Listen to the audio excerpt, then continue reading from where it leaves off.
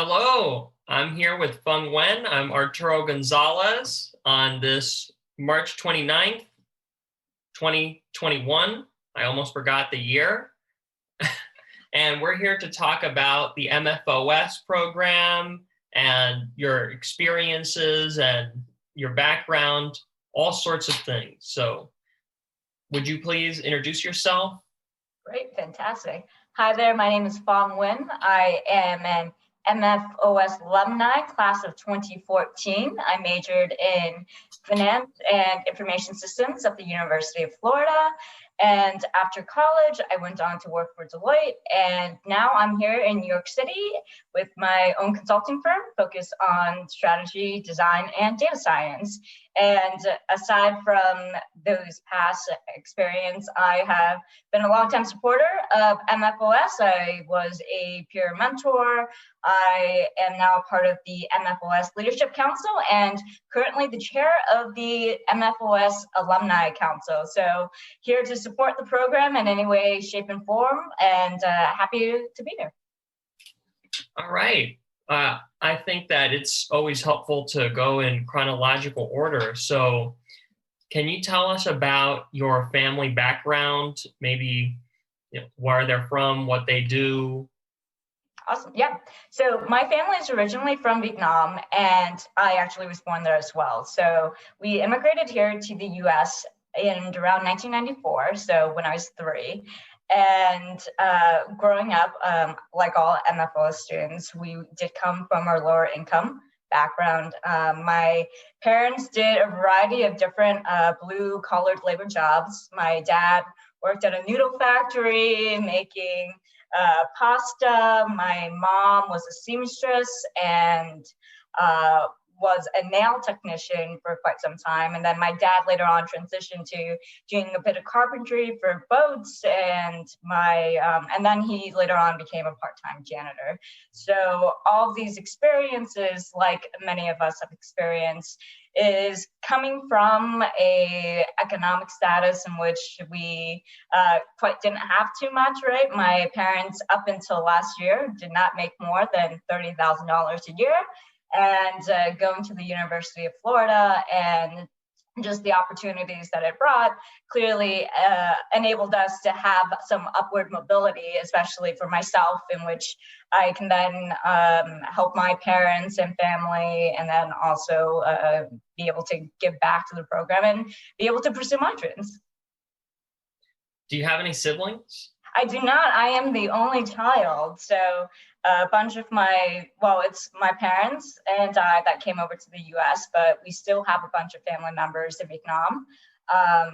I think it ranges. My mom has probably 7 or 8 brothers and sisters, and my dad has 8 or 9 brothers and sisters. So quite an extended family, but it was really only us that came here. And we do have a bit of a family here in the US, but they're more step cousins and step aunts and uncles of that sort. So I think we kind of still span the globe a bit on this one.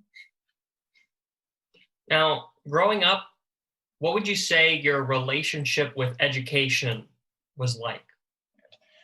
It was education was not a debatable topic at home. It was something that always had to be done and was always a guiding light.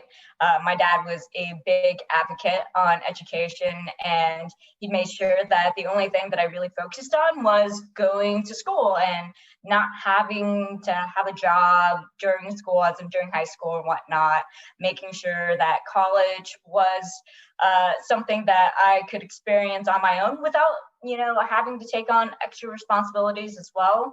And granted, I think there was a lot of financial shuffling to get that to happen, but it happened, and it enabled me to actually take on the full realm of experiences, both in my elementary school years, right, to high school, to college. I don't think that I've ever had to necessarily not partake in any educational activities because of any background or of any financial deficits, right? It was something that I was always going to do. And I mean, I'm glad it was also something that I enjoyed doing. I think I was quite a studious student when I was younger, and I think it just, kind of continued to flourish throughout the years. But I will say, I think there was quite a difference in how both parents approached education. Both my parents did not go to university, and to be honest, my mom also does not have more than a middle school, education from Vietnam, and my dad does not have he doesn't have more than a high school education for Vietnam, right? So nobody, like all MFOSers were first, everybody's a first gen, or I'm a first gen. And though we didn't have those experiences, it was always top notch. And, it was always something that was at the ideal pinnacle where it had to happen.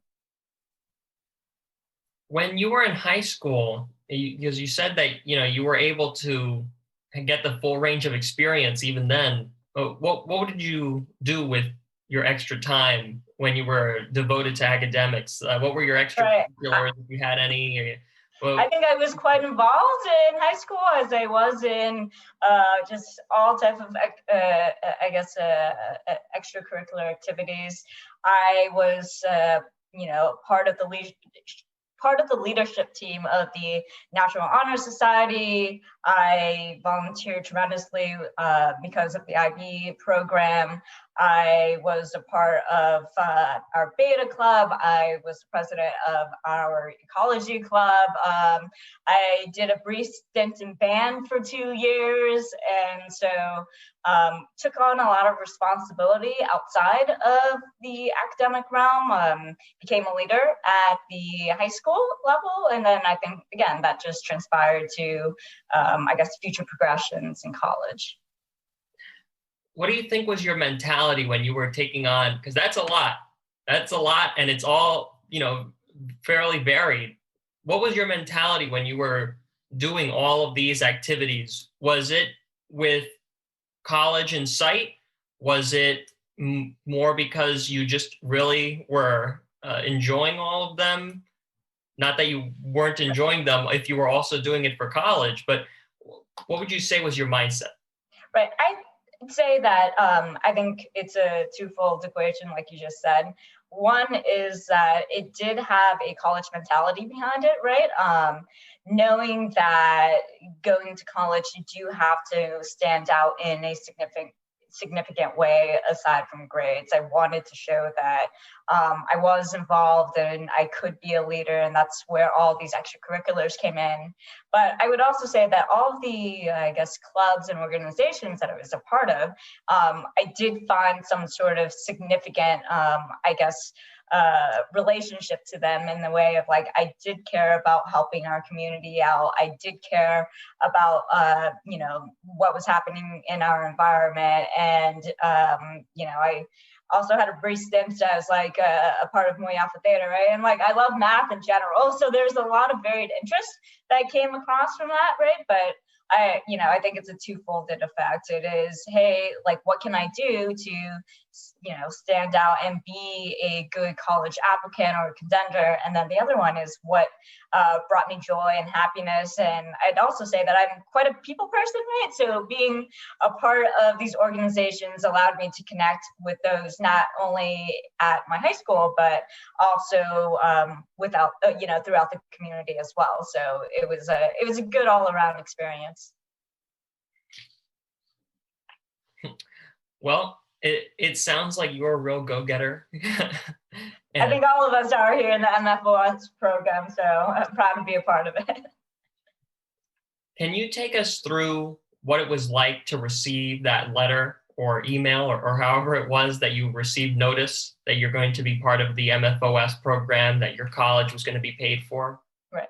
I'd say I'm more of the old timers here. So we still got our notification via mail at that time. But I think in that particular moment, when I'd say I'd always had a plan for college, and regardless of financial situations, I was going to go no matter what. But I think when you get that letter and you feel the sense of, hey, not only can I go to college, right, but I can go to college and have these experiences that I wouldn't have otherwise. Like I mentioned to you earlier, it was not my intention to have to work dual jobs or have to work multiple jobs and not have the college experience. And this ultimately led me to not having to do that, right? I think as much as the financial, as it helped financially, it was just a stepping stone allowing me to be yourself, to explore more freely of what it meant to be a college student, what it meant to be yourself. And I think in that sense, having that letter and being able to just say, all right, like now I can have some burden lifted off of me, maybe not off of just me, but my parents, my family. And it became, I think, more of a game changer, and it allowed me to shape my college experience much more so if I hadn't gotten the letter. When you finally got here to UF, how did you first navigate this environment that you found yourself in? Right. I would say at first it was just quite different, right? Like there is a difference between being in high school and being in a smaller cohort and essentially maybe understanding what to do, right? When getting to college, you had like no idea, right? In the sense of, I remember my parents dropping me off and that was it. Like we didn't do anything else, right? And then like other students would have their parents taking them around campus, showing them different ins and outs, like, looking for their classes. So I think that was one of those times where I'm like, oh, wow, I'm in this now much larger environment that I have to figure out and navigate. And there's a bunch more people and buildings and organizations to kind of have to weave in and out of. And it's more of a, maybe not quite overwhelming, but it is more of an experience that makes you question what it is that makes you you, but what is it that you also want to explore, having not known anything else at all either. And so navigating the college experience from just picking classes, right? Like, most I think folks, especially maybe first gen folks, want to, go really gung ho and take as many credits as possible and kind of just breeze through college because they were able to do so in high school.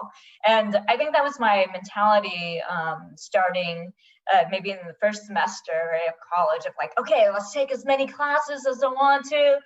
Let's just get through this, right? Bam, bam, bam. And then I started to realize like, whoa, this is much different from what I had experienced before, right? Like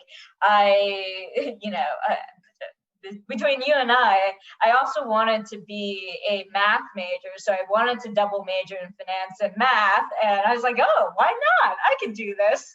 And I started to realize that the workload between both majors and wanting to be involved got really tricky, right? There is a trade-off between how you want to conduct yourself on an extracurricular activity and how much you actually do want to focus on schoolwork. And so again, checking in and then rebalancing was a difficult part because you then have, parents or family members that didn't quite understand why you weren't taking 18 credits or like why you didn't want to just focus on class and why you had to do these internships and again, continue to be involved.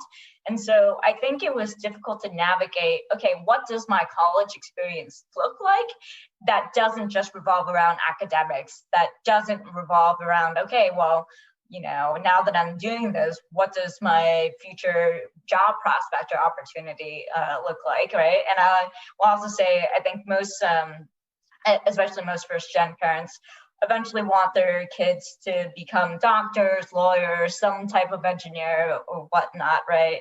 And I might have been a little bit of a black sheep, and I said, I really wanted to be a business major because that's what interested me. And I didn't quite tell my parents for I think maybe until my junior year of whatever I was majoring in, because I was like, I didn't want them to tell me to be a doctor or whatnot. So I skidded by for that sense. And, that's kind of some of the mentality of being, I guess, a first gen, right? You want to have a very secure future. And when you take a secure future that is anything but a medical route or an engineering route, sometimes can raise red flags. And so, I think that those are some of the, I guess, more insights that I had, right? It's just, okay, what works for me? How do I not burn myself out? And knowing that even if you do not do well in specific classes, right, that it's okay, right? Like there was a particular part where maybe I didn't get, flying straight A's that I was used to. And it was a bit of a, kick in your stomach at times. And you're like, wait, what is wrong with me? What's happening? But then you end up realizing that it's a normal feat and it's a normal feeling that most people have. And you hopefully have the support system to be able to get through it. And I would say UF did a fantastic job. I found a bunch of family members or a bunch of friends that helped me through, and lots of caring administrators like Leslie and those within the business college to help you navigate it and understand what it's like to be, in college. Could you take us through what it was like when you told your parents what your major was? Right. I would say they weren't technically that surprised because I think throughout all the years, they've always asked me, right? They're like, oh, what are you majoring? What is that? And I just never told them. I always said, I don't know. We'll see what happens, right? I don't really know. But I'm quite a gung-ho, just straight shooter at times. So I think they always knew that I personally knew. But I don't think they were shocked at all. I think they knew that I wasn't going to do the route that they particularly wanted, right? But they trusted me, and my parents did not blow a gasket in any way, shape, or form. They were very supportive. And the thing to this is, like, they really didn't understand what being a business major meant, right? Like, what does it mean to want to be a consultant, or what does it mean to be an investment banker, right? That's not something that's typically aligned to what they've seen other maybe other first gen folks that they've seen, right? Do. They might think like, oh, well, if you go to pharmacy school, this is what you do, and then you become a pharmacist and you work at a CVS or a hospital, right? Whereas becoming a business major, they said, well,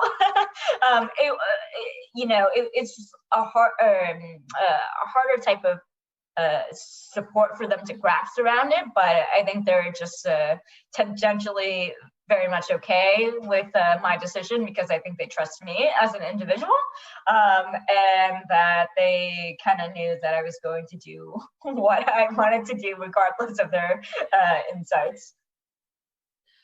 So another thing that you had touched on was the difficulty when you realized you weren't going to be able to breeze through and get a good grade in every class. So when did that first happen? When did you first realize that? And what was the process in your mind that you went through?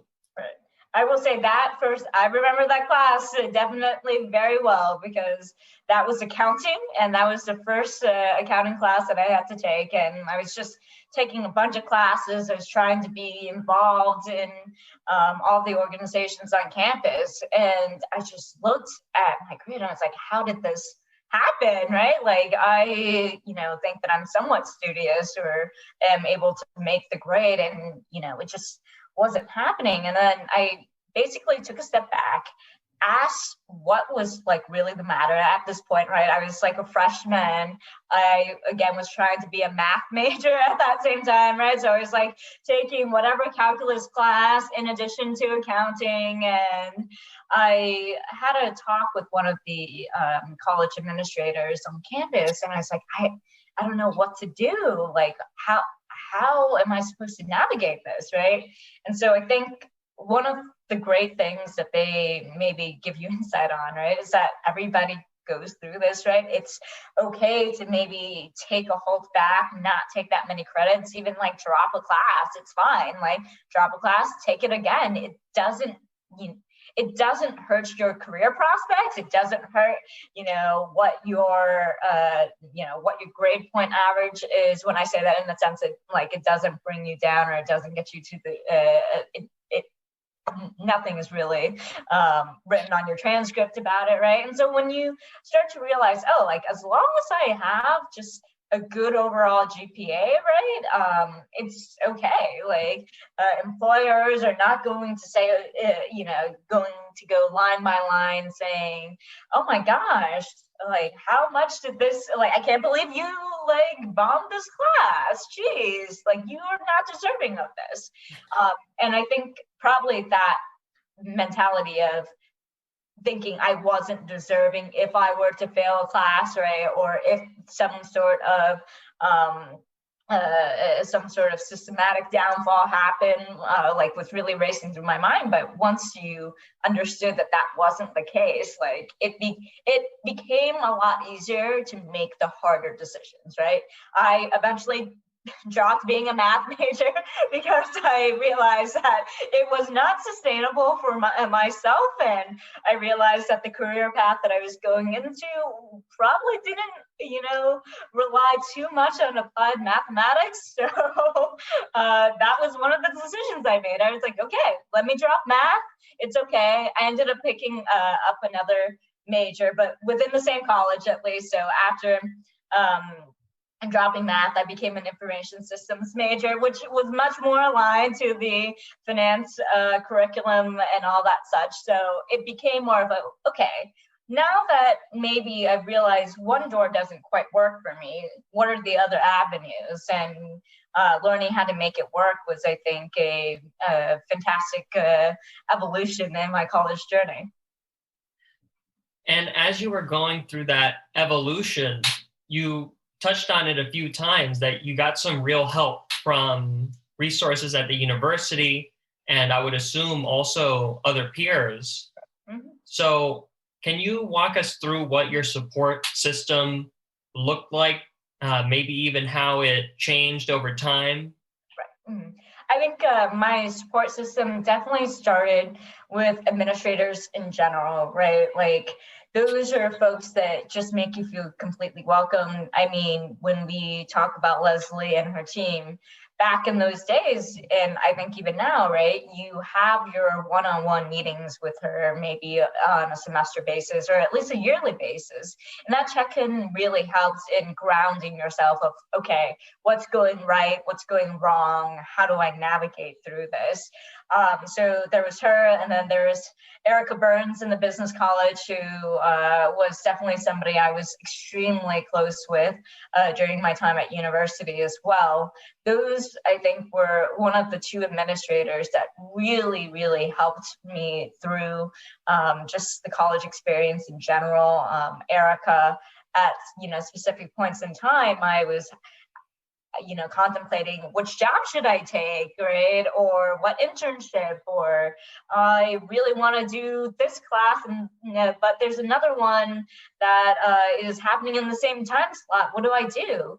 And so having these open door policies that these administrators have was completely game changing for a young student whose parents, again, couldn't give you those type of rationales or thought process, right? Like, if I were to have gone to my parents, it would have been like, all right, like, why aren't you getting all A's in these classes? What's wrong, right? Whereas when you talk to the college administrators, it's much of a different approach. It's more of, how can we make it fit towards you? So that was one portion. The other portion was definitely those a part of my organizations that I was in. So in college, I was a part of Delta Sigma Pi, which is a business fraternity. I was an MFOS peer mentor.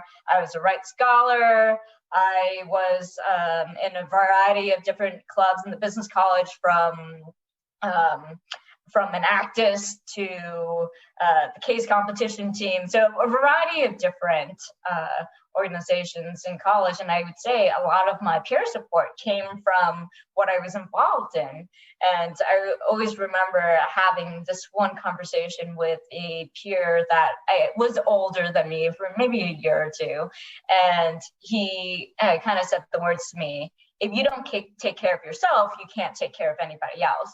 And this is probably in sophomore year where I felt like, oh my gosh, I had to do everything, or I felt like I still hadn't found my way yet in what my college experience looked like. So, you cast a wide net, you see what works for you.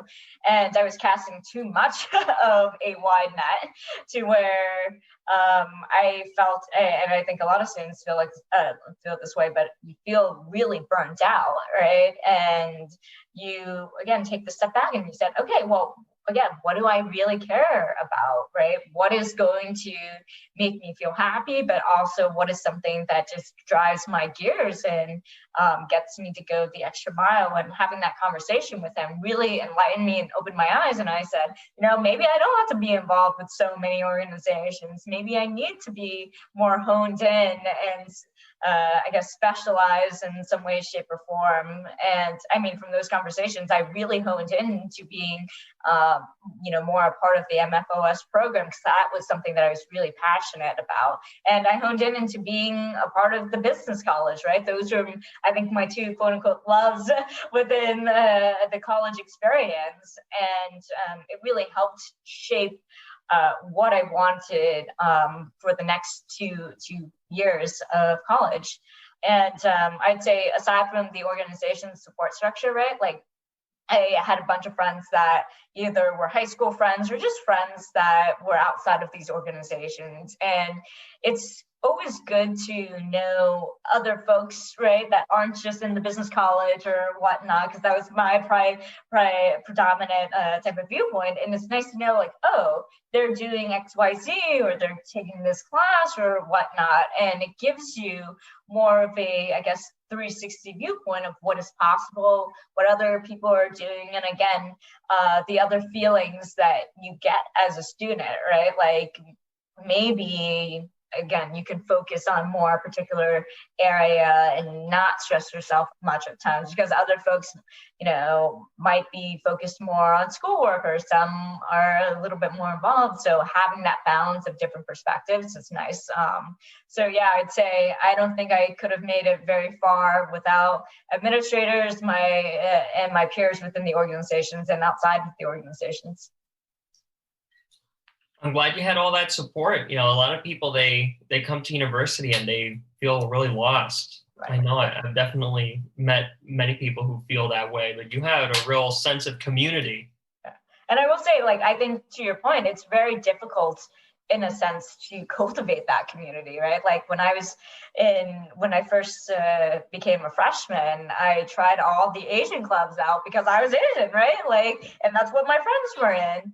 And, those were, and, I tried again, the business stuff, and I tried outside of the business world things. And I'd say, like, it takes a lot of trial and error to figure out really what it is that makes you feel like a community, right? Like some parts of the Asian community made me feel like, all right, this is good. Other parts, maybe I felt more community with, my business folks, right? So having the ability to traverse different communities, I think, is also a great experience. But I would say it is very difficult, especially when you get on campus and you're one of 50,000, right? What does that mean for you? How do you cast your net, right? What are some type of ways in which you can feel more connected? And I'd say that I'm grateful that I've had the opportunity, but I'm also very well aware that it's really tough sometimes to build more of a community setting, especially in a larger college. So how do you think MFOS helped that difficult process? Right. Again, going back to being a part of the type of program and cohort that you're in, right? So we'd have our peer mentor when we were a freshman. So I think that really helped in a level setting of who was going a part of this experience with you anyways. You had 4 or 5 other freshmen that you could communicate with. You had your peer mentors. Then you had the administrative staff, right, with Leslie and her team. So having that triage of folks and programs to go about in, like that was really helpful in asking questions, again, and being able to navigate on more of those tricky situations where that maybe your family members or whatnot couldn't really understand or empathize with. So those type of programs, and plus I think we had other workshops that we had to attend, such as the financial literacy and all of that, that helped in having that grounding post of, okay, you can venture off and kind of explore and feel and see the college world, but then you can also come back and have somebody there to talk to and share your experience with. So I think that was very impactful. And I will say, eventually, right, they become your friends throughout your college years, right? But also throughout your professional years as well. I'd say nowadays, not only do I call Leslie, the director of the MFOS program, but I'm happy to call her friends as well. And I'd say that a lot of the folks here that I know at in New York City have been MFOS grads as well, right? So it's nice to know that it isn't just for maybe 1 year or even 4 years, but these friendships and relationships do transverse throughout the entirety of your lifetime. And we hope to continue to see that happen, right? And I think based on what I've been exposed to and experienced with the MFOS program outside of the university lifestyle, we're definitely trying to help and cultivate that sense of community belonging outside of university as well. Well, so you've actually been involved in MFOS for a while now, many years. How do you think the program has improved, changed, evolved during that time? Gotcha. I'd say, so I got into college in 2010, right? And I graduated in 2014. And I felt that I started to get involved with MFOS in my sophomore year of college. So 2011, that's when I became a peer mentor.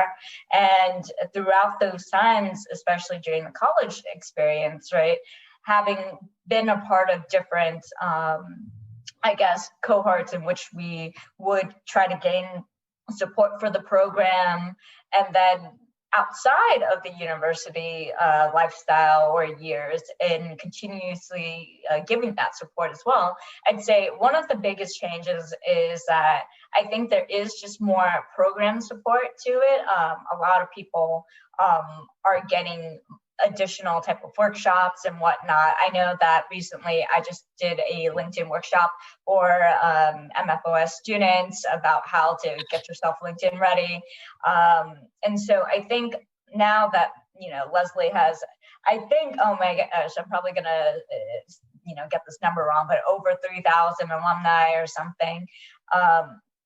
You can now tap into that talent pool to address some of these micro workshops or whatnot. So I think that's been a really big plus.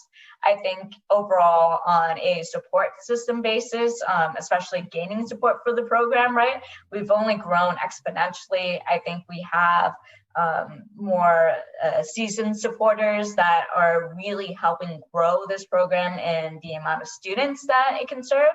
But now we're starting to get a lot of support from, again, the young alumni, right? So myself, Mario Augusto, is also part of the Leadership Council, and us starting this alumni council, the MAC, Machen Florida Opportunity Scholar Alumni Council. I think that's going to be another step in how we continue to grow and then foster the MFOS program for the present students and then for the future. So I think the evolution of maybe it just being a university program in which we're involved with, right, to, again, transcending university life to professional life, that's been a big evolution that I've seen, and that I hope, again, continues to grow, because the more that we can get support for this program, the more students can be able to have this type of program for the college years, right? So we've gone from 300 students every year that are admitted to 350, and hopefully now 400 students. So if we can continue this growth and trajectory, that just means more access to college for a lot of deserving folks. And I think that's a fantastic thing to strive for. And yeah, I hope that that continues to grow.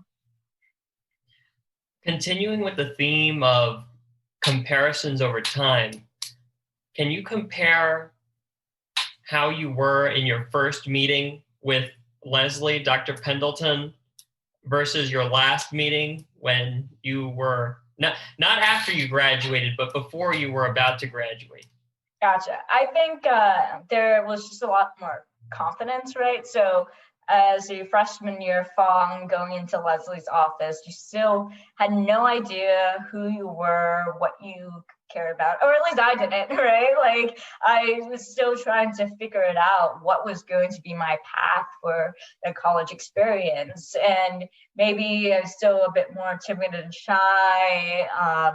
I, again, didn't have that directional arrow that I knew for sure what was going to happen, right? Like I think that, like I told you, like I kind of went through that evolution of changing majors and whatnot, or switching different majors. So I think going into Leslie's office the first time, it's just like you didn't know what to expect. You didn't know what 4 years later would bring.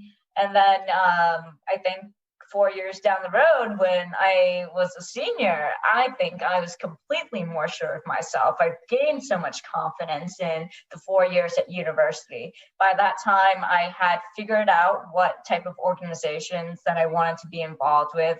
I then became a leader of those organizations. And then my, I guess, college, why I actually came to college was to eventually get a good career and do well in the future. It started to all fit together, right? Like after my senior year, I was offered a job at Deloitte as a consultant, and it made me extremely happy and confident because my 4 years had actually paid off, right? And I think that trajectory of just going from meek and unsure and maybe even a bit unconfident to slowly but surely building your building blocks and having those steps go along the way, it's really powerful. And I will say, I am pretty sure my last meeting with Leslie, at least as an undergrad, I felt like I could potentially do very well in the world. I felt like I knew what I was potentially doing in life. I will tell you later on, you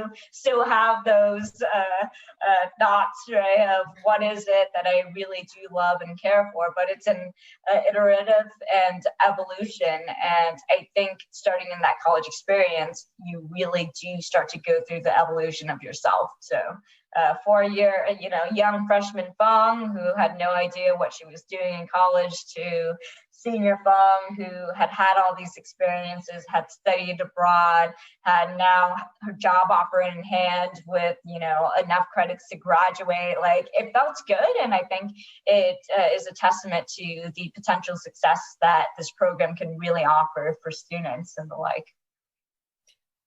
So surely part of that growth and confidence was reaching out to younger people, your younger peers, just like others had done to you. So how would you say you gave back how would you have served as a mentor to other people? Right.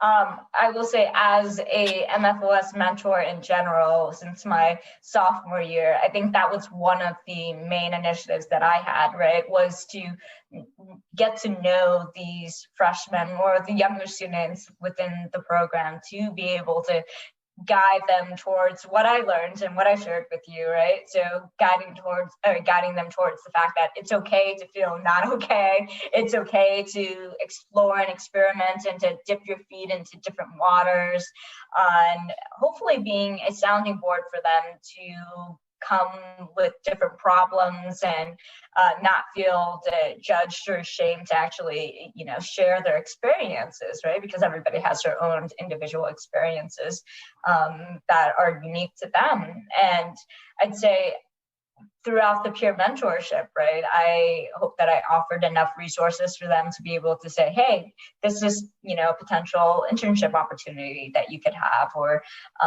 this is the potential organization that you might be interested in. And I'd say we had probably, again, 4 or 5 mentees every year. So throughout the 3 years, 15 mentees for pure MFOS.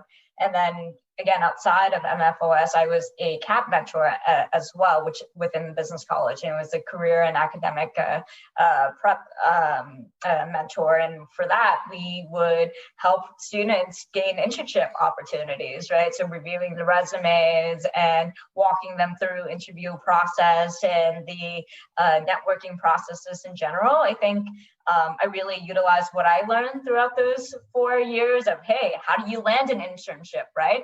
And shocking that it actually comes down to just building relationships with the companies that you really want to work for in general, and not just sending out a resume. So having these tidbits and being able to relay them to not only MFOS students, but just all students in general, I view as definitely one of the highlights of my undergraduate career, because I think there were just a few folks that you knew that you, because of some sort of guidance that you provided, they were able to land the internship offers that they wanted, right? Like I just remember getting a bunch of emails or calls, saying, thank you, like I got the internship that I wanted, or thank you for your help, like I nailed this interview.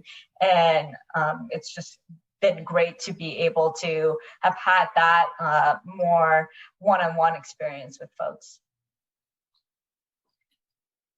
Well, I would say that this has been a very productive interview. Is there anything that I haven't asked that you would like to share? Well, I would say, I think you really nailed all the questions about what it means to be an MFOS student, what it means to maybe transverse throughout your college experience. At the end of the day, MFOS is a program that is highly effective, I believe, and I say this throughout my experience. It is effective in the way that it's just not a monetary gain that the students obtain. It's the gain of being able to figure out oneself. It's the ability to dip and dive into different experiences that you wouldn't have if this program weren't in place. So I think aside from the monetary parts of the program, it just gives a different outlook to individuals, especially those a part of the program. And I think you also will really see a quite communal effort in graduates at the program of wanting to give back and wanting to be tremendously involved post college life, because it has been so impactful for them. And if there's one thing that I can be an advocate for, it's education. And this is definitely one way to create a better educational environment for first generation. Now, about getting involved after you graduate, staying involved, as someone who's on the leadership council and on the alumni council, you have a good perspective on that. Would you be willing to share what it is, any insight that you may have as someone who sits on those councils? Right. I'd say that the one great insight about being a part of these councils is that you actually do see that there's a bunch of tailwinds for the MFOS program. It is gaining support in so many different areas. It's gaining support on a university level. It has wide donor support, right? And these donors are not just one-time donors in which I only see their face maybe for a year. I've been on the Leadership Council since 2017, so around 4 years now. And I consistently see the same faces over and over again who continuously care about this program, who always show up, right? And I think that's one of the things that make this program so powerful, is that those that that you can put a name to a face to, that care about the educational success of the students that are here, is quite impactful. Like I will say, there's no, like, I have seen just so much support for this program in general on a donor perspective, right? But then on the alumni perspective, I have not met one person in which I've asked, like, hey, could you donate for First Gen Day? Or, hey, could you donate to MFOS for Giving Day? That had told me, no, I'm not going to do it, right? I think most folks, especially alumni of the program, say, how can I help? When, like, sometimes I think the misconception is that, oh, I have to wait till I graduate college, or I have to wait till I make some sort of decent living for myself to be able to give back to the program. And I would say that's a completely false perspective, right? Because I think the great thing about this is that we encourage the support of anybody, anywhere, anytime. And so whether you're about to graduate or whether or not you haven't donated before, there is just some growing support for the program to continuously to give back, right? And what you'll see as well is that we have a lot of folks that just step up to the plate to be, a leading gift in some sort of way, shape, or form. This, again, is done mostly during First Gen Giving Day, or First Gen Day and then Giving Day. But we, I think, have people who have been a part of the program that put their money where their mouth is and know how much it's, this program has done for them. So this is something that continues to, I think, will live on for the next 15, 30, hopefully 100 plus years of the life of the university. And I hope that it also can continue to be a guiding light for other institutions as well. I know Leslie has been quite a instrumental point of kind of leading initiatives just for first generations and low income students in general. And MFOS is definitely a shining star for all college institutions. So we definitely have the backing of everybody. And I'm quite excited to know a lot of folks that will continuously give back to the program no matter what.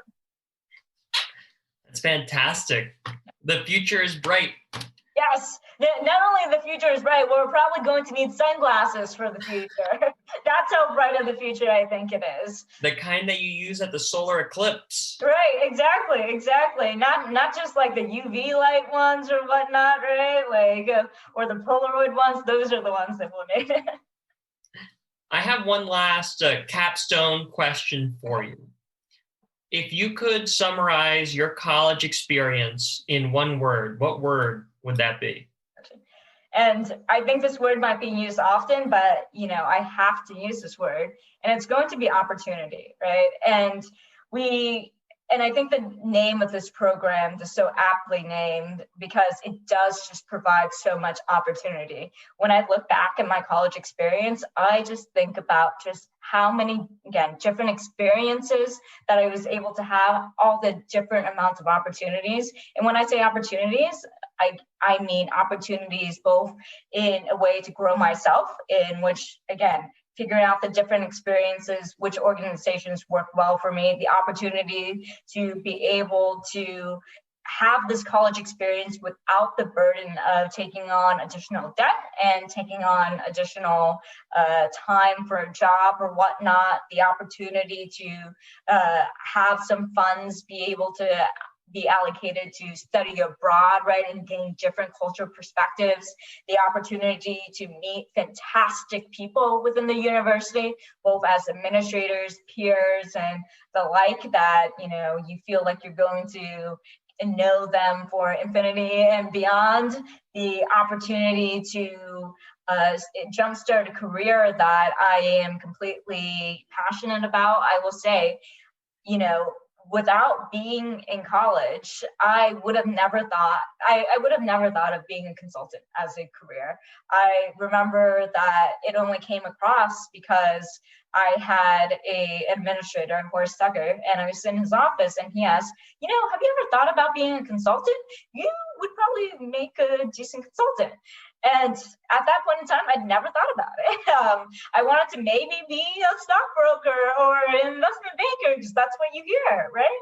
And so the opportunity to explore yourself, learn what you can do on a professional level, and to actually do it. Like, Deloitte was the #1 employer that I wanted to work with when I graduated, and that happened.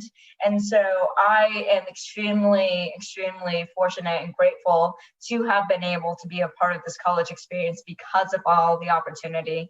And it definitely would not have been as impactful if the MFOS program had not been in place. Well, thank you so much for your time, Ms. Nguyen. I'm going to go ahead and stop the recording now. Right. I appreciate it. Thank you.